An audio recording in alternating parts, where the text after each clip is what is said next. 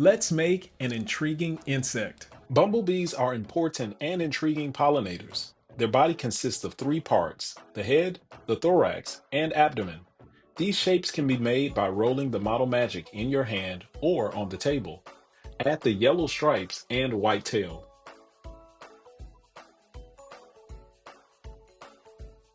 Ready for a creativity tip? Bumblebees have two pairs of wings. Roll the model magic into four small balls and flatten.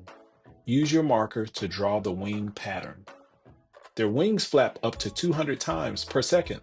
It not only helps them with thrust and flight, but can help release pollen from flowers. Bumblebees also have 6 legs and 2 antennae. Attach the wings, legs, and antennae to the body.